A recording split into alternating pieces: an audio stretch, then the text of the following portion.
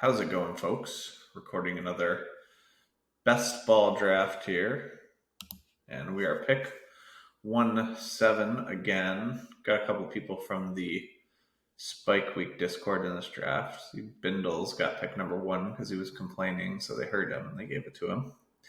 Then my friend Paul is pick number 8. And I don't know everybody from the Spike Week Discord chat yet, so I'm sure there's some others in here as well.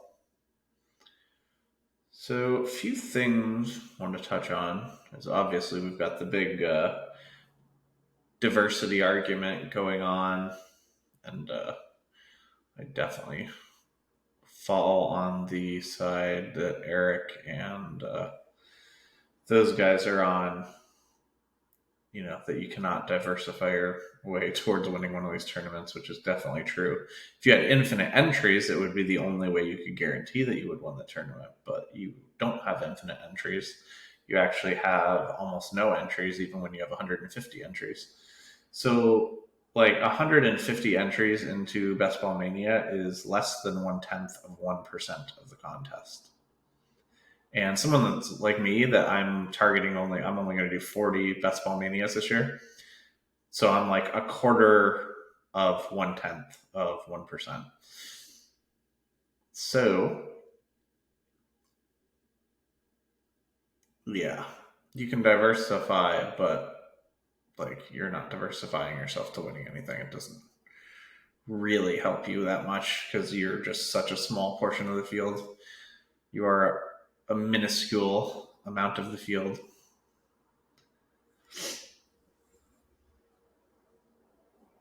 So pick 7 here, definitely looking to start with a wide receiver. Currently, I think 0 RB is by far the best strategy for these tournaments. So the reason why I like 0 RB so much for these tournaments is the values on running backs are wildly good in the later rounds.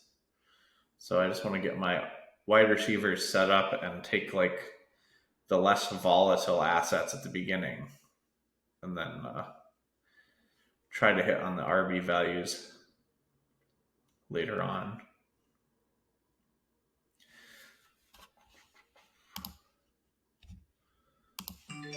It's a pretty easy pick there for us with Justin Jefferson.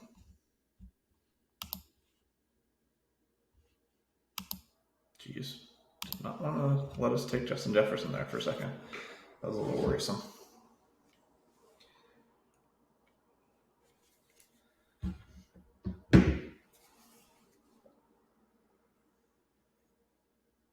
So I got into a discussion with Eric, and we were kind of talking about Kenneth Walker versus Miles Sanders. And, you know, those guys are both going in like round 8-9 area.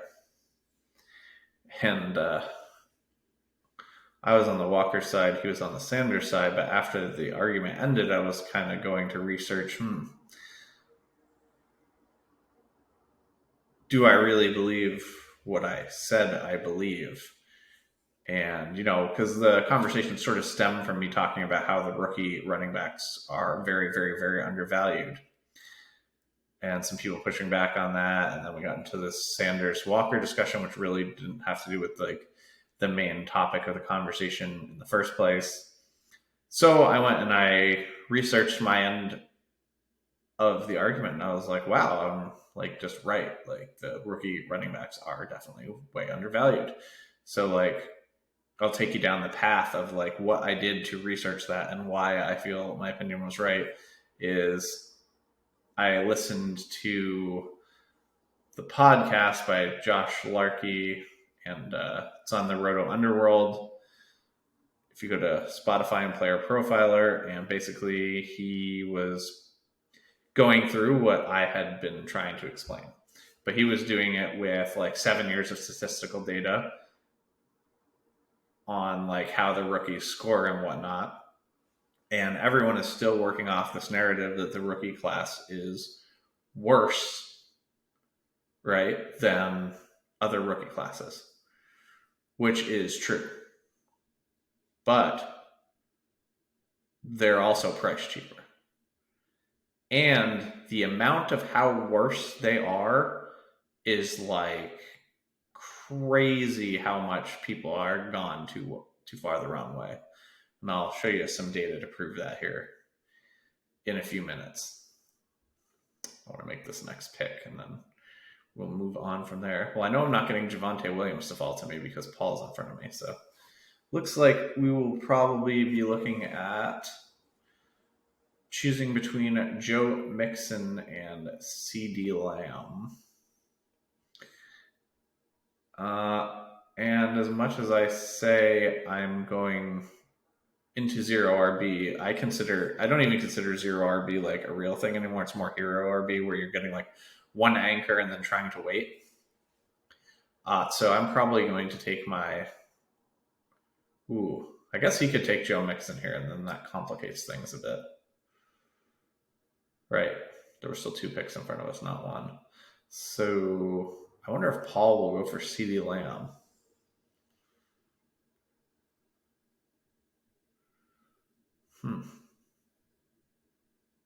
He ended up on Joe Mixon too.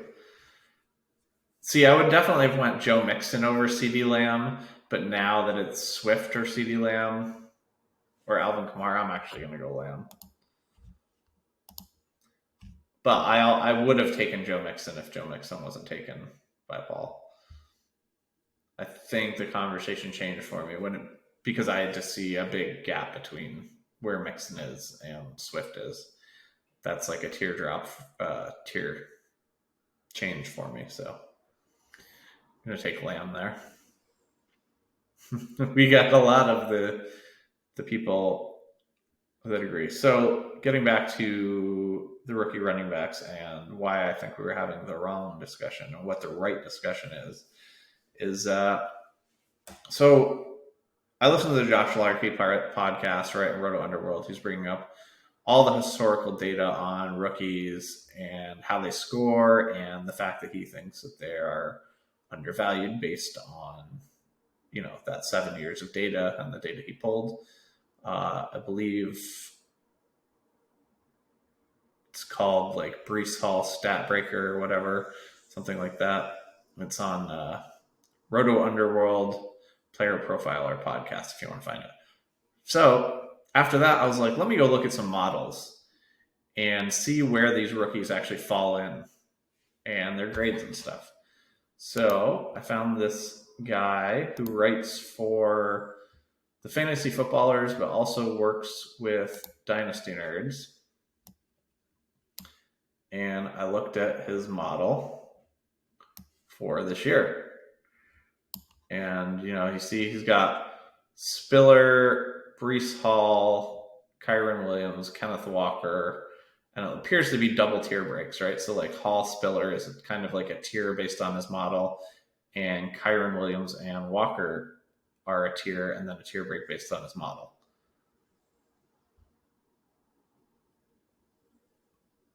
So that doesn't give us much information, right? We're just looking at like, who's the top guys based on this guy's model? I was looking at his model. So then I also saw that he posted a model or a list of guys from his model this year based on other seasons. And when you look at that, you see that Breece Hall and Isaiah Spiller are actually like pretty decently high on this list. And if you were to go a little bit further down, at 10.18 was Kyren Williams, and at 10.04 was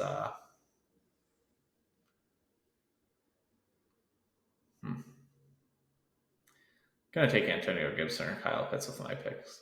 So at 10.04 was Kenneth Walker. So let's go back to that.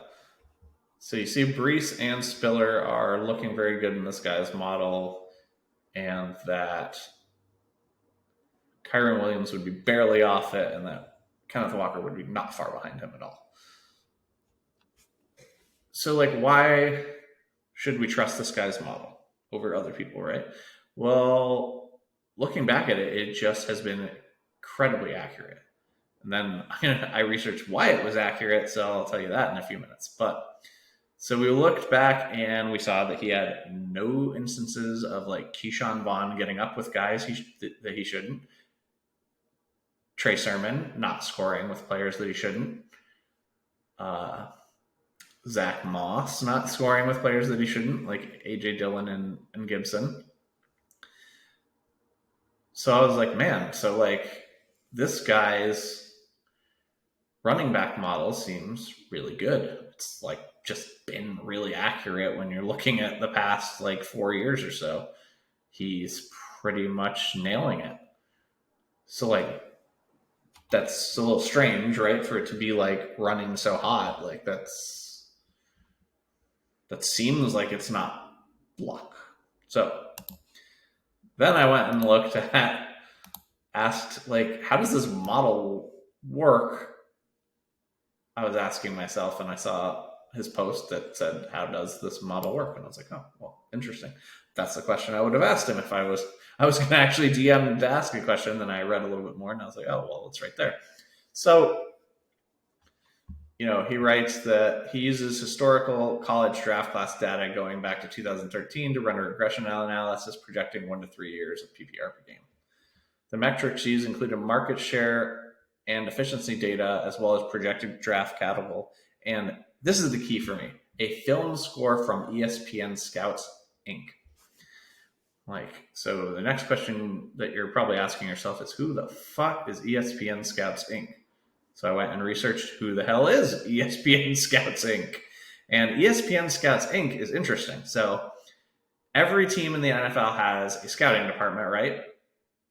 And every team in the NFL has a scouting department. And there's 32 teams, right? So what ESPN has done is they created their own scouting department as if they were the 33rd NFL team. They employ the same type of scouts. We're talking scouts with 20 years of experience, some of them. And they have them go to the games and they have them grade the players just the same as the NFL does.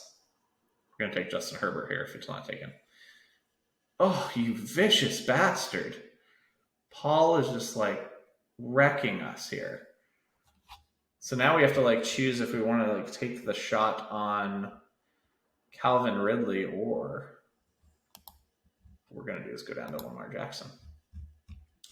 So I'm trying to get more exposure to these QBs here because they're also not valued correctly. But that's a different video. I don't want to get too much into that at the moment.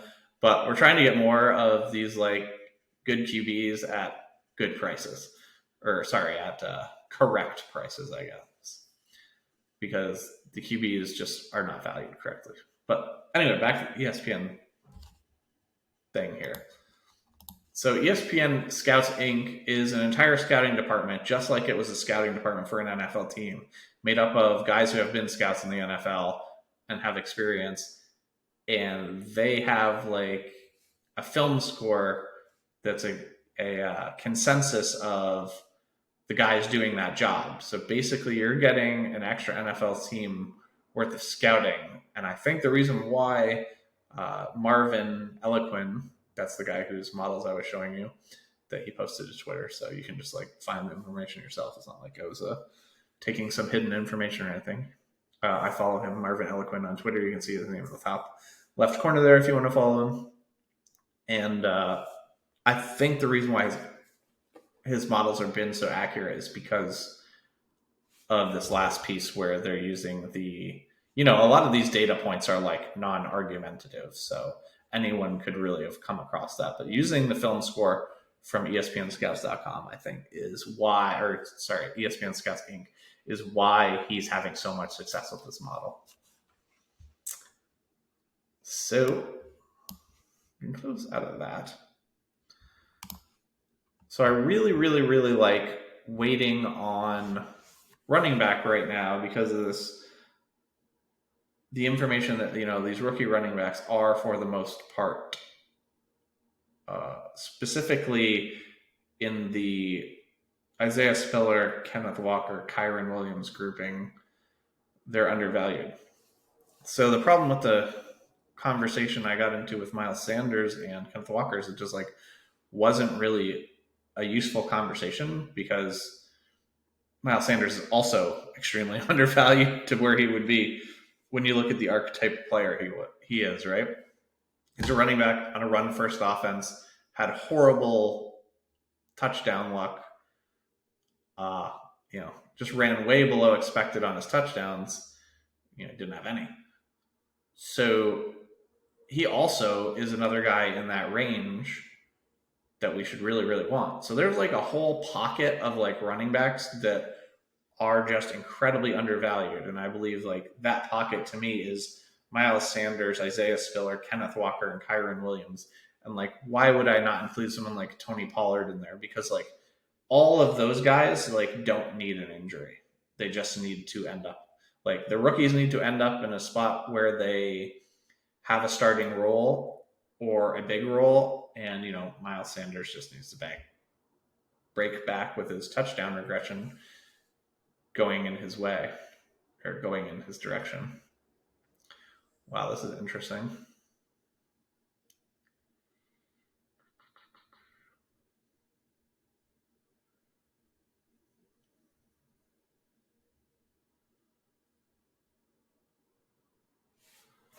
Guess we'll just take Cooper here. Kind of would rather take Devontae Smith, but I don't want to miss out on like a full round ADP value there.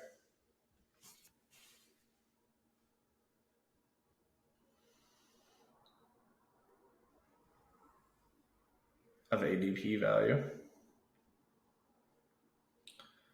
So yeah, I think that probably Isaiah Spiller, by looking at the models, should be ahead of Kenneth Walker, and that's something I was doing incorrectly at first.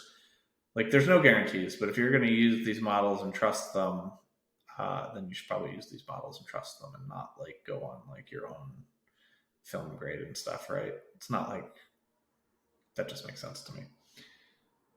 So I know now the next question people are going to ask is like, okay, so you're saying that these rookies need to fall into these spots. I don't want to take one of them if they're not going to fall into these spots. How do you know they're going to fall into these spots? Well, walk yourself back to the Josh Larkey podcast, right? He was looking at all this historical data of like how all of the rookies up there score, and that like leads you to they are likely to end up in those sort of roles. Not every single one is that's not gonna happen, but they are extremely likely to end up in those sort of roles.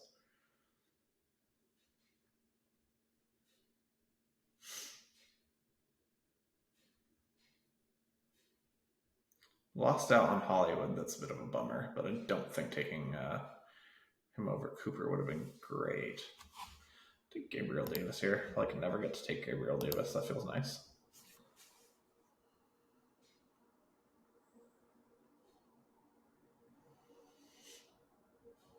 So yeah, the rookies just end up like the rookies that are graded the way these guys are graded are tended to be given those sort of roles by NFL teams.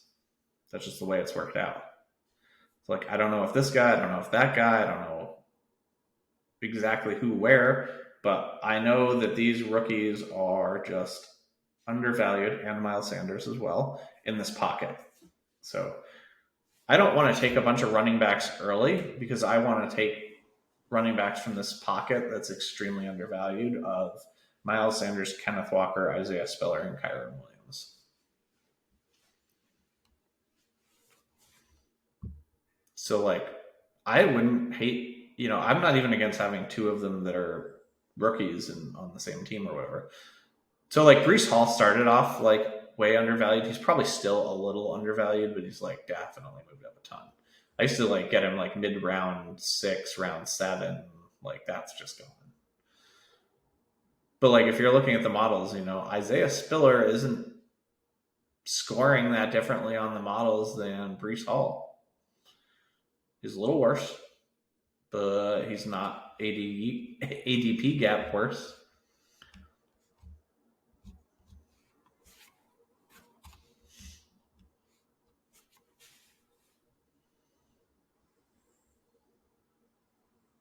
So we're definitely not getting elite tight end in this grouping. That's all right. Just kind of going with the flow. Wide receivers, as usual, and anything that has anything to do with Spike Week are just all gone.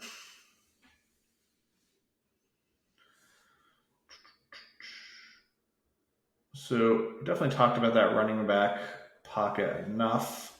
So yeah, Miles Sanders, Kenneth Walker, Isaiah Spiller, Kyron Williams. That's the pocket I'm like really targeting.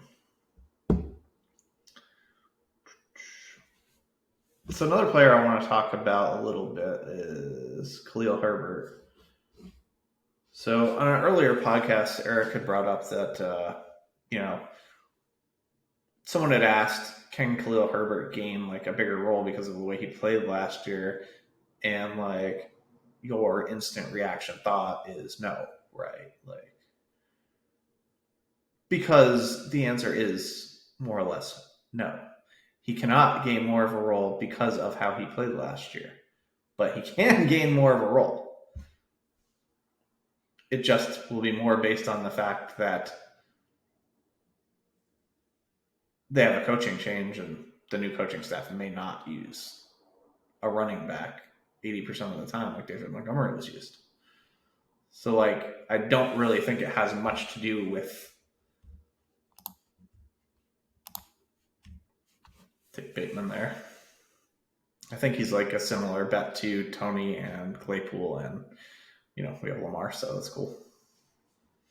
If I didn't have Lamar, would I take Bateman over Tony and Claypool? I don't think so, but I don't really think he's like crazily less valuable than those players. So yeah, I think the coaching staff change is more to do with the fact that Khalil Herbert might get a bit bigger role than his performance last season. So Herbert is a guy I'm interested in quite a bit, his ADP. Another guy is Sony Michelle. I think Sony Michelle like fits a good archetype of being a guy that has been pretty productive in the NFL, is hitting free agency, and he can probably find a role something like what James Conner found last year, obviously. And probably not on an offense as good as the Arizona Cardinals, but I think we can all agree you'd take like 60% of what James Conner was last year in the round Sony Michelle's going, and you'd be pretty happy. So yeah, there's been a lot of talk about like archetypes of players, and I don't think it's quite as easy to place players into their archetypes as like we would want it to be.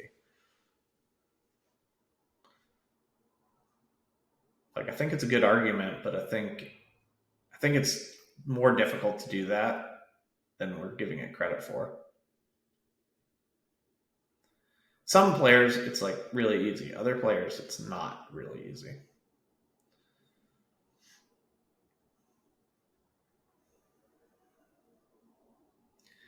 Well, I can tell you one thing: we will not get Kadarius Toney because Paul's in front of us. Probably still looking at wide receiver again this round. I guess I could like take a glance at tight end. There's Dalton Schultz and like Freiermuth, Gesicki, and Noah Fant.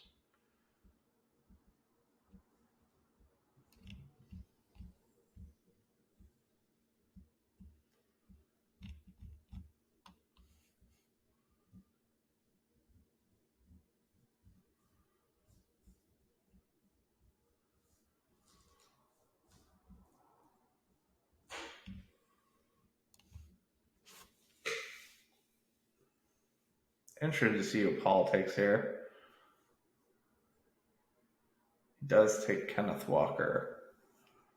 I think we're going to roll the dice on getting a running back from that pocket back and take Drake London. So, like, here I'm taking like a decent sized gamble because like there's certainly a very good chance we don't get Miles Sanders back and we don't get Isaiah Spiller back. But if that happens, then I'm just going to go to Kyron Williams. If we don't get Kyron Williams back, then I'm feeling pretty terrible about what I just did by taking Drake London.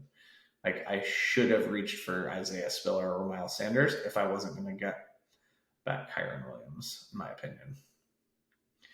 There's also the argument that Isaiah Spiller is enough better of a prospect that like he should just be the pick there, but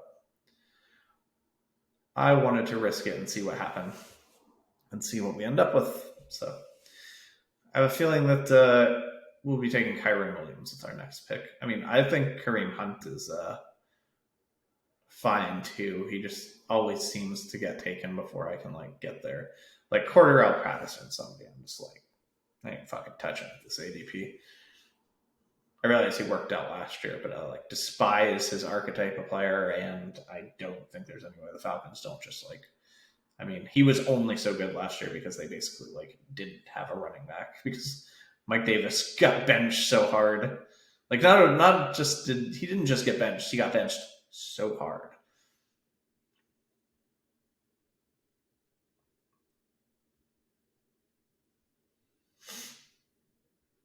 So we're 7 picks away. Kind of looking at both tight end and running back right now. Like Drake London was the last of a certain class of wide receiver. I do think you could include Courtland Sutton in that class that I wanted. So Rashad Penny is like a guy too that I don't think is that I would include in that pocket actually, based on like the end of his year last year. He's another guy I really like in that pocket. Like I think he's a low percentage to really spike, but like when he spikes, oh dear. Like that's just massive for you. So 5 picks away.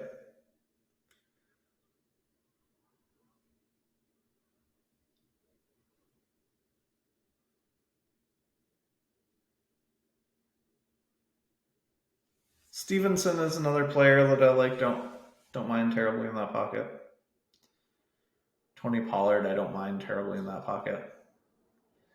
So we're going to get a running back from this pocket that we really like. So I'm really, really happy with that Drake London pick. It might be Penny, who I like the least of the 3, but that's fine with me. I think our Drake London gamble paid off for us, in my opinion.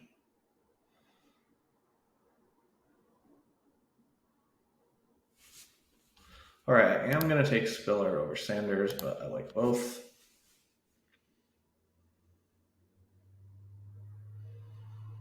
This one I don't mind seeing. I guess Paul is behind us this time, but he sniped us a couple times.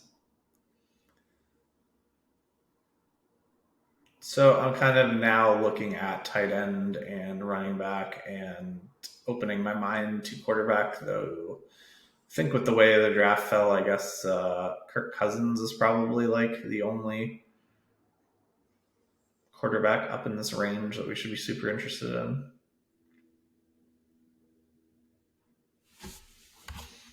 As far as tight end go, it's like Freiermuth and Gesicki, and then a bit of a teardrop for me. I don't mind Zach Ertz, but he's kind of gonna have to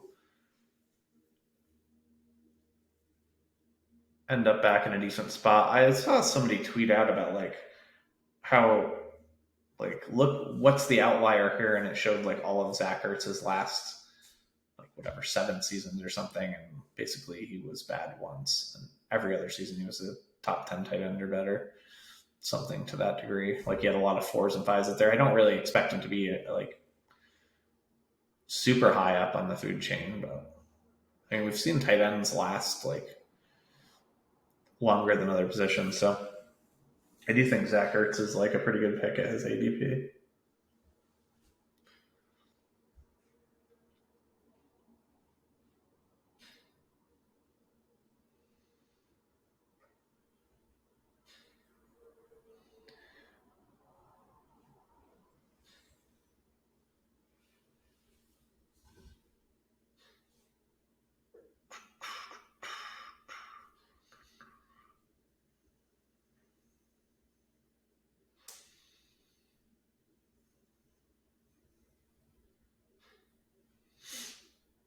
So if Gesicki goes off, then I guess we're not taking a tight end. We can just write that off.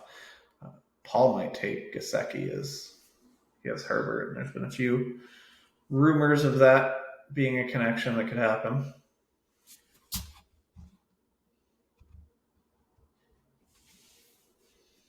Stevenson is definitely one of the people I had an eye on. I just really I don't even hate Melvin Gordon in this pocket. This pocket's just really, really good for running backs. I'm going to take Kirk Cousins here. We have Justin Jefferson. So, we definitely don't have to take a third quarterback if we don't want to in this build. I leave myself open to the idea of taking a third quarterback in every single build that I do.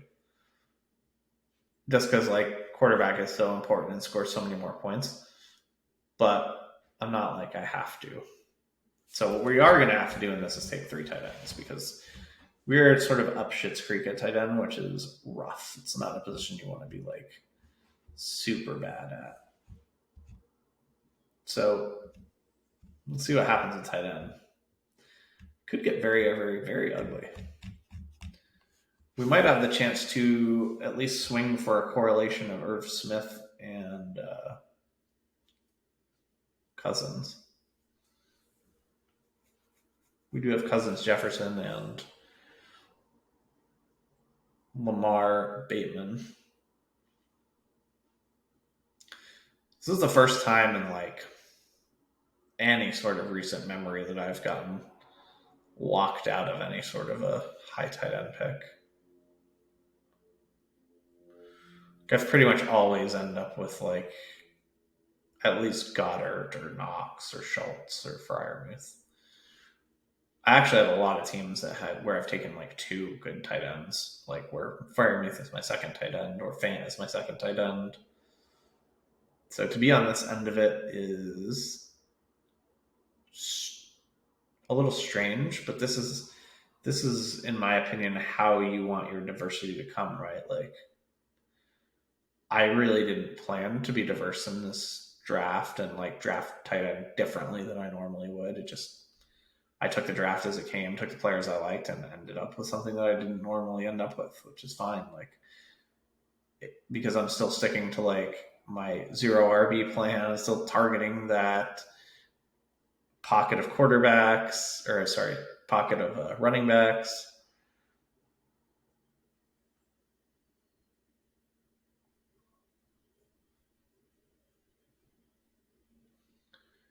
Hunter Henry goes.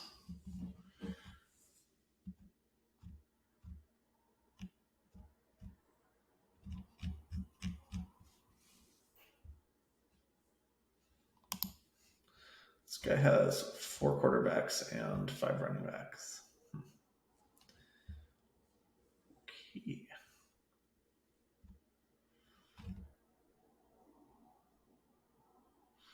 Would not suspect that is great, but I have seen some people rolling around 4 quarterback builds on Twitter and stuff.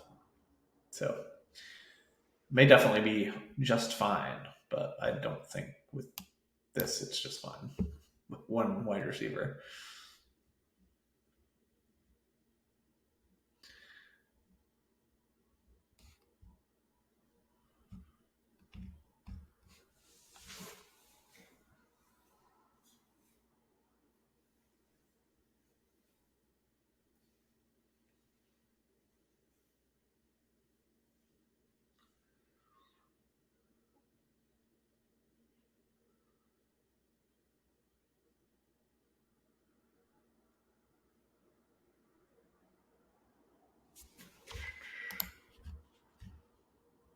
So I'm going to get the last RB from that kind of pocket of the guys that I like there that I feel like going too late.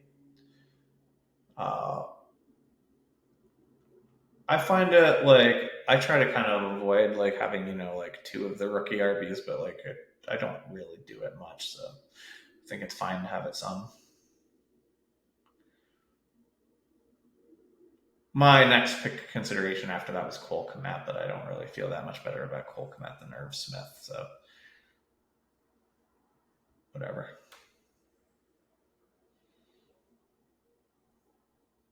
I didn't want to like miss that pocket of RBs to like take a tight end I didn't like that much when I don't like any of the tight ends that are remaining all that much.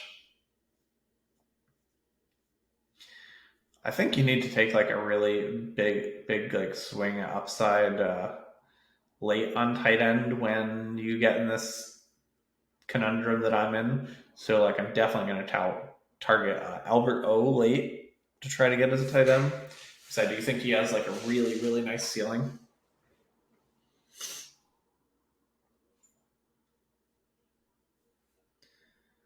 Like if I were to end up with something like I don't even want to say the names yet because I'm not picking for a few. I realize no one's listening live, but it's just as it happened of like every time you say someone's name, they immediately get picked.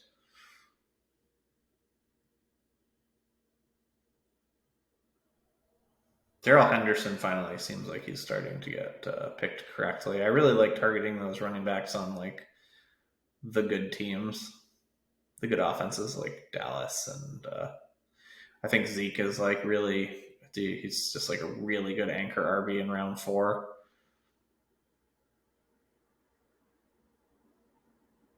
I've been taking him as my anchor. I took Gibson as my like anchor hero or whatever you want to call it in this one, but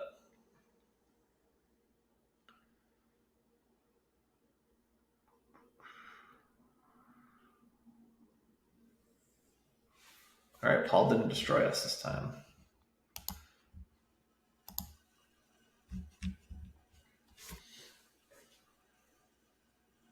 I took Gibson this time just because like I don't really get much Gibson because of the fact that I am targeting that one pocket of running backs a lot. And like I do think another discussion we had is like as the summer goes on, does what strategy is best change? And like robust RB or heavier RB teams have a higher advance rate. They have had a higher advance rate than the zero RB teams. But like we're not really overly worried about advance rate.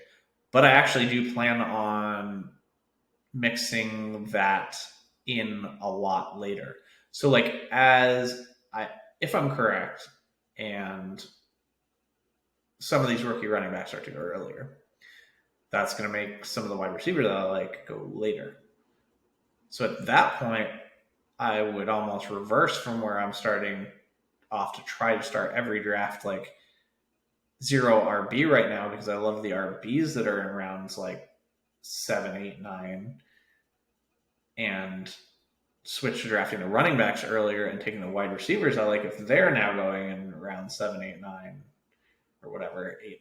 Right now it's like all the way to like round 11 you can still get running backs I like. So or running backs that have profiles like Kyron Williams that are like just way above where their ADP is if that type of player just generally hits higher than that.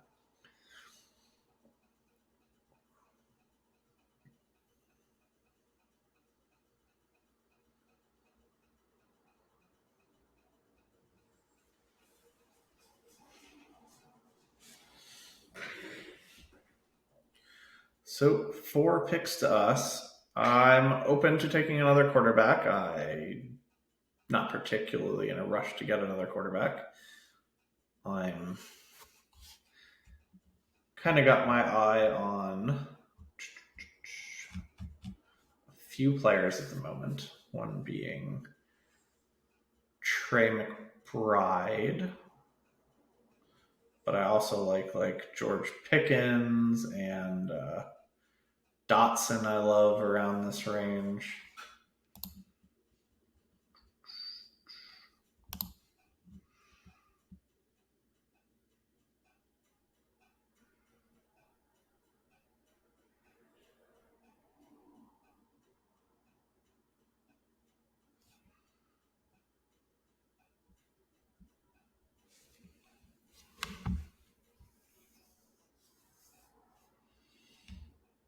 So I generally don't really like to 3 stack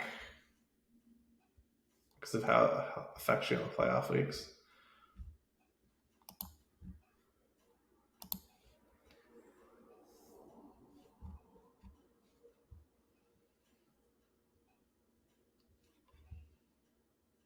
Paul goes as Dotson after Pickens. Like Dotson, I'm usually getting like so much later in these drafts. Like I've had drafts where he just like falls to me like 2 rounds later than ADP. And I'm just like, okay, guess we'll just fire up some more of him. So you know how I was saying like earlier, I wasn't super concerned about getting like 2 rookie running backs, and I'm not. But I would caveat that with like I'm not going to try to have like 5 of them. I'd be fine with like 3 out of 6. It's whatever. Especially since like there's certain players I view as like rookies. Like, oh my god, like what's their role going to be? Like how long is it going to take them to fall into it? And there's other guys where I like don't really think of them that way much. Like I don't think of Isaiah Spiller and Drake London as guys that are going to take very long to get into some sort of role. Like obviously they could just be massive busts and not get into any role at all, but like anyone can be massive busts.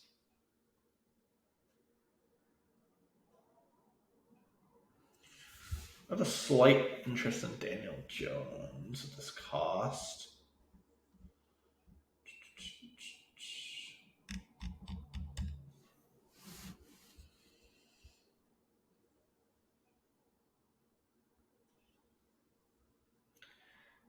Wouldn't mind firing on like Gronk either in this range if he's like not going to retire. Who knows, right?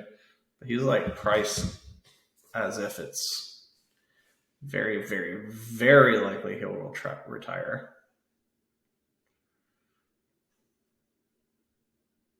Daniel Jones went, so definitely don't think I'll be taking a quarterback. I might take like a rookie quarterback in like the last round. Matt Ryan, someone I'm just like not even drafting at all. So there's like a certain archetype of quarterback that I'm just like completely not in on.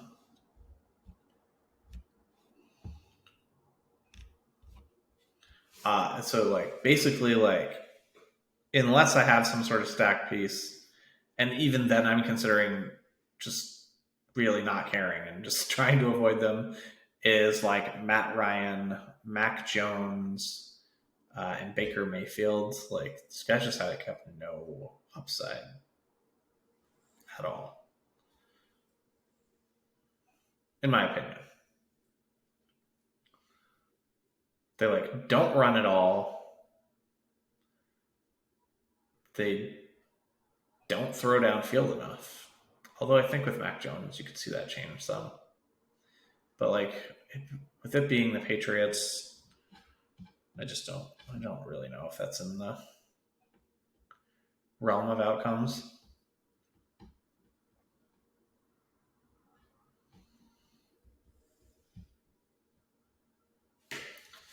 Probably to the point we have to start looking at RB.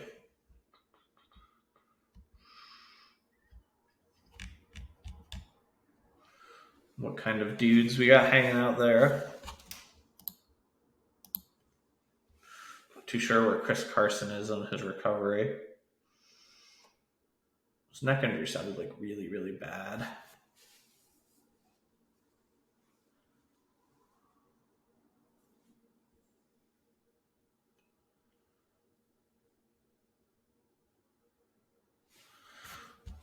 I definitely think our wide receiver room is strong enough. Like, I don't think we should really even be considering 10. Like, this definitely 9 seems sufficient. Winston's another guy I would have considered at my next pick. Didn't really want to say his name, but there he goes. That's fine, actually. We don't need to have, like, I think I'm broaching 30% Winston, which is kind of a rough number. Ooh, Gronk went on us, huh? Yeah, there's still some guys I like at tight end.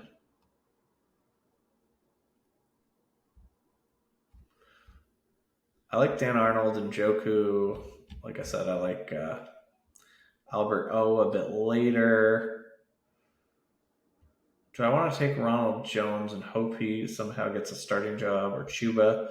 I've taken a lot of Chuba lately, so let's take a Ronald Jones.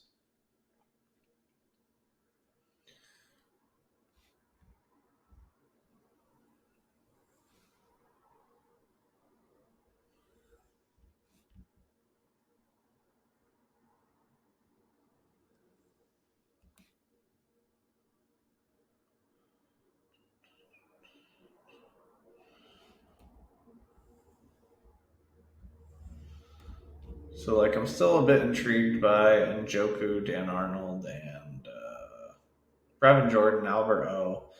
I still think there's, like, enough decent options for another tight end.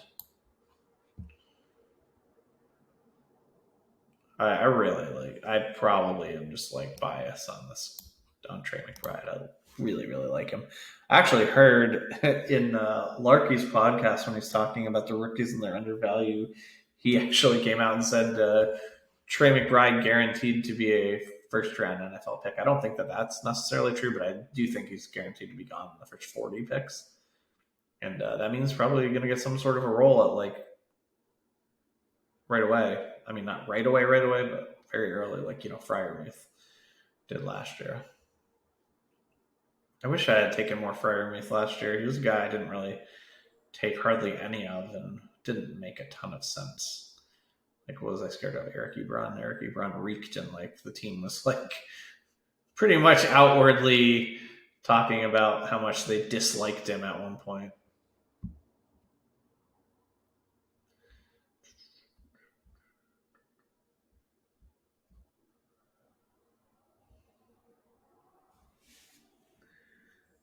So for running backs, there's still like quite a few guys I like Jamal Williams, Sony Michelle, Tyler Algier, Brian Robinson, Jerome Ford.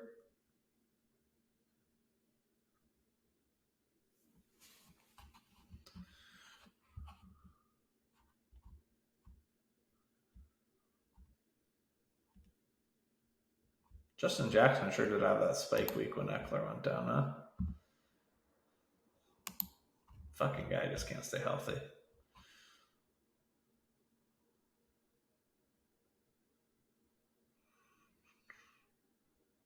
Paul's gonna get us again here. If I were a betting man, I bet we were about to get got.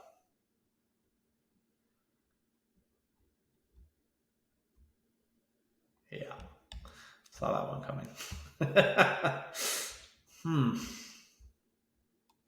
All right, so I guess we'll go down to running back. I have like a billion Sony Michelle, but still going to bet on Sony Michelle because I think over Jamal Williams because I think he has just a little bit better path to starting off the season as a starting running back on a team. So, like, yeah, we have two rookies, but like we have two vets now that have a shot to be, week one starting running backs on teams. Was definitely going to take David Njoku there, but Paul got us for like the fifth time. That's okay. Like I said, we still have like Albert O in the clip. I don't mind Dan Arnold or Everett or Brevin Jordan. I don't really see the point in Parham or Johnny Smith. I don't much like. I just don't like Parham. Just like doesn't just. He's been around long enough. He just doesn't do anything. Like, yeah, he catches a few touchdowns. Sort of Virgil Green. He seems like a very similar like player that they only want to use around the goal line, which is fine. But like, they don't want to use him anywhere else. That's rough. I think one of the Cleveland Browns tight ends could be pretty good between Hooper and Harrison Bryant. Seems like Harrison Bryant has a lot more touchdown upside. Hooper plays more snaps and those kind of things. Like when Njoku missed a game this year, he played every snap.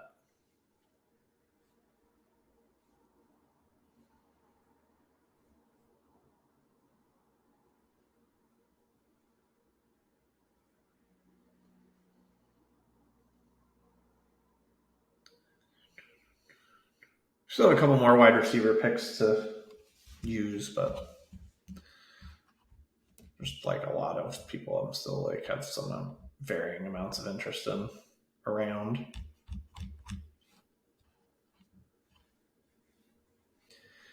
Bindles grabs up Tyler Algier.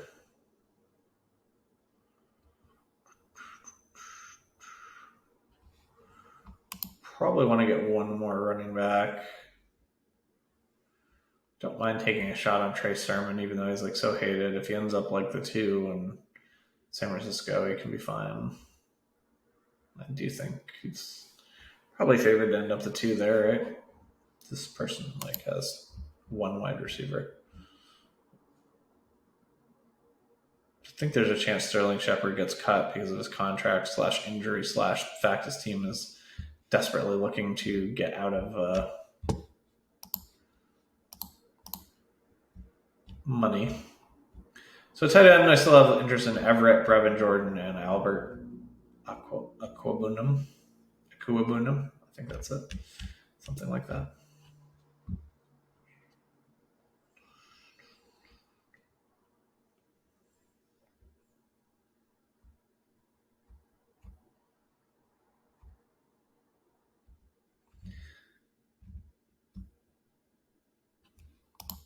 Take Lazard here.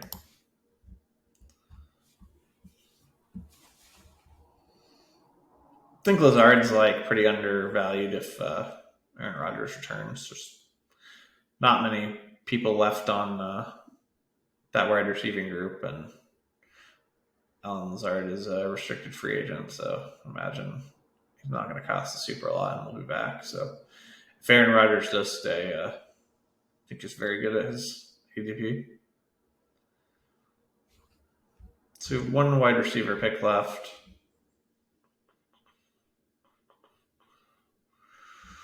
Probably not going to be taking 3 quarterbacks in this draft. I don't know. Kind of decided. Tough decision. Basically deciding between a quarterback and a running back.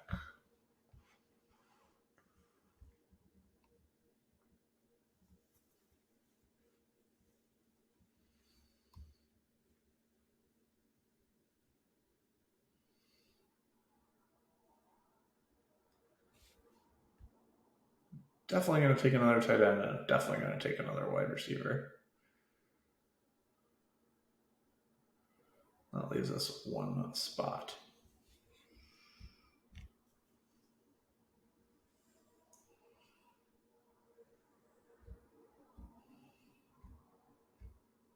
Probably going to take another running back. I think Lamar and Cousins is fine. I do prefer 3 running back builds, but I'm usually like doing that because I can afford 2 tight ends in most of my builds because, like I said, I have a lot of teams where like Freiermuth is my second tight end or Fant is my second tight end or like things like that.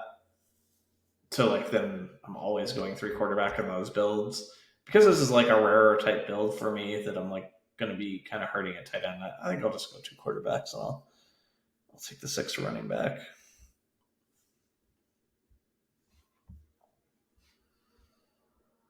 Guess it's also going to kind of depend like what running backs are there when we're picking versus what quarterbacks. I like the upside of Pickett and Corral and Howell.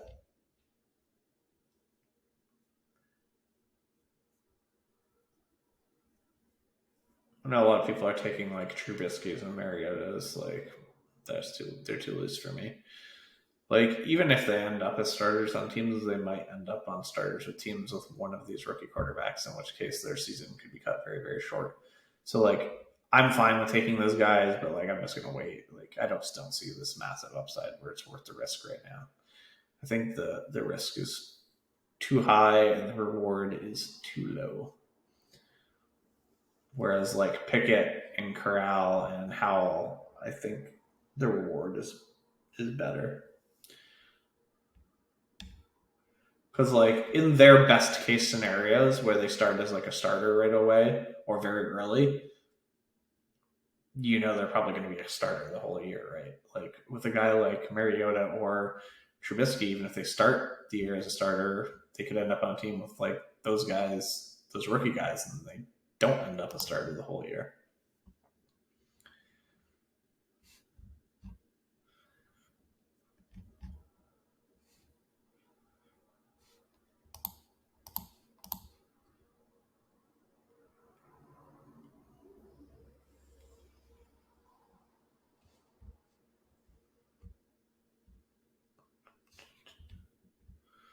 Kind of like Cole Beasley here.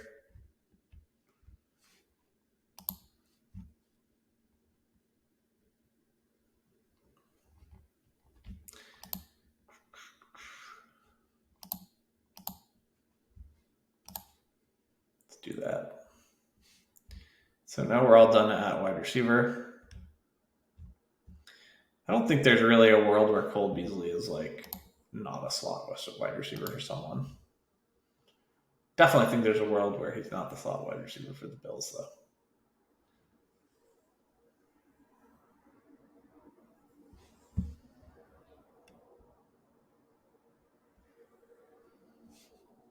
I haven't really looked at Paul's team. I'll take a look. Herbert, Lance, got Mixon, Walker, Sanders, Herbert, Justin Jackson. Interested to see if he takes another running back. This wide receiver room has a lot of people I do not like, but it's very deep. I don't like Rondell Moore. I don't really like Jacoby Myers. Don't like Julio Jones, and I don't like Isaiah McKenzie. But those are all just players I don't really take. Interesting. Hooper goes. So I'm kind of down to two tight ends where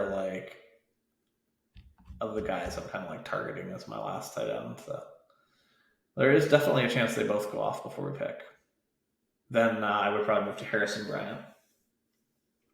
Especially with Hooper gone, I don't really need to debate which one, right? Because I would not have him as a choice. So yeah, Jordan goes. So let's throw some people in the old queue. I think one person that's interesting that no one is taking is OJ Howard, right? I don't know. I kind of feel like I've just given up, but I don't know if that's right or not. If we all think that Gronk is probably playing another season and not for Tampa, then OJ Howard has a good chance to become their starting tight end again, right? So, man, this has been a while since he's been useful.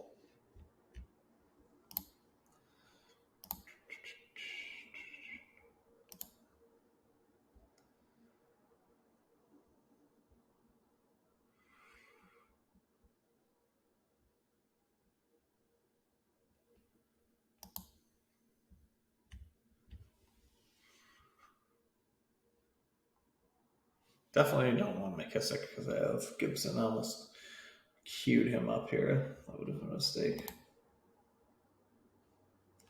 I haven't taken any James Cook yet, and if you look at the guy's model who I was touting, he actually is very, very good in this model. So that's a guy I should probably look to grab a couple shares of. Is James Cook. I have a decent amount of shares of Haskins and Pierce.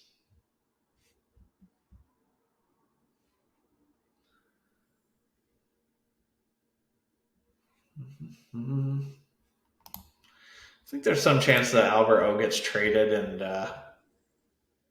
I also think that his upside with a fan injury is really, really high. So I'm just gonna take my shot with Albert O there.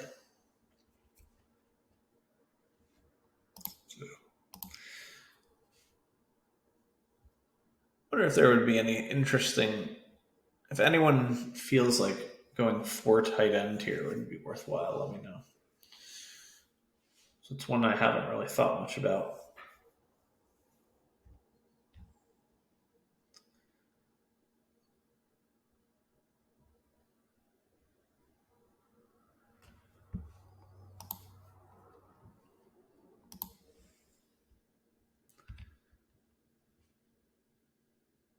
So for Dearness and Cook, I have the most interest in Cook over Pearson Haskins just because of the model and the fact that I haven't taken any ownership on him yet. Still is the thought that we could go with 3 QB, but like I said, I think I'll just keep that for this is a very, very rare exception that I'm going to have to be so light in the tight end area. So I think we're fine to just go to 2 QB here. I'm also fine like going 5 running backs in builds, but like I generally it's because I pushed more towards a robust RB type build, or at least took like a strong like if Isaiah Spiller is my third RB, then I'm like a little more enthused to take 5 RBs.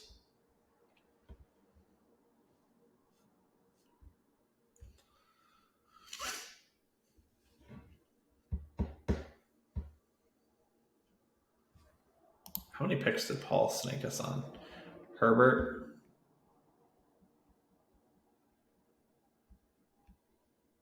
Njoku?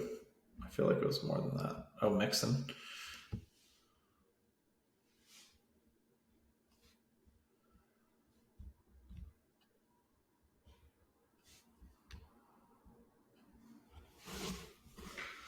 So I'm hoping that one of Dearness Johnson or James Cook goes, so I don't have to pick between the two. I think right at this moment I would lean towards Dearness Johnson, just taking Cook at a different time when I'm a little bit less rookie heavy, but I don't think it makes that much of a difference.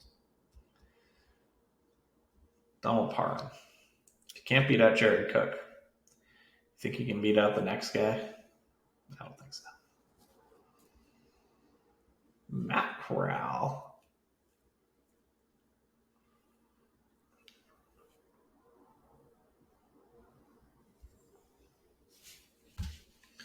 There's Jerome Ford still on the board, who has definitely like that one elite NFL trait in his speed that that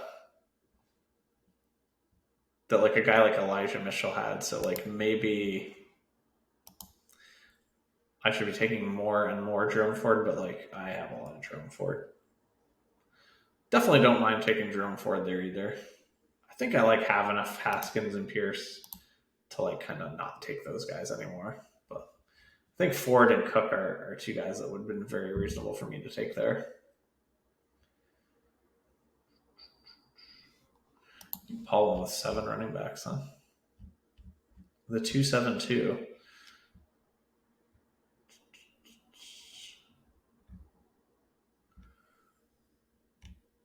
I think I would not have only taken 2 tight ends in this build. I like have a ton of optimism for Njoku, but seem like especially with George Kittle, because like I'm not like super worried about injuries, right? Because you like need a certain amount of injury luck to like win, obviously. But like I am sort of worried about like shorter term injuries, and like there's a chance if Kittle suffers like a 1 to 3 week injury, and like Njoku's just such a wild card, like his range of outcomes is everywhere. So like injury plus bad range of outcomes seems like just like a quick way to just like nuke this entry. So I think I would have went with a third tight end over a 7th running back in his build. That's just my opinion. I'll take a look at Bindle's team. He's also in the Spike Week Discord. Oops.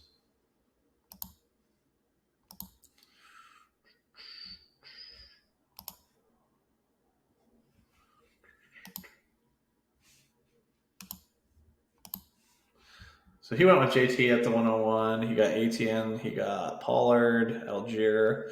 Like that. I like Jamal Williams. Definitely like the running back group a lot. Wide receiver's pretty decent. It's got the Judy and Sutton.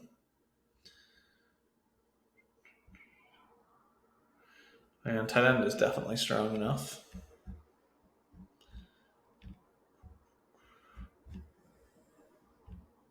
I think his team turned out like really sweet.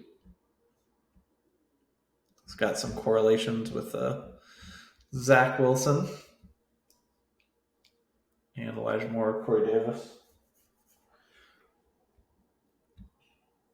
I guess Crowder if he stays there too, but I think that's a little less likely. I think Crowder staying there might even be a little bit bad for his build. Like I think it's better for his build if Crowder leaves. Wasn't able to get any late stack pieces with Josh Allen. That's a little tough. Problem is there just like aren't many, right? Like if you miss Dawson Knox and you miss Gabriel Davis, then the only other one is Cole Beasley, and Cole Beasley is like 50-50 to even be on that team. Anyways, that's a really, really long recording. So thanks for watching, folks, and good luck in your drafts.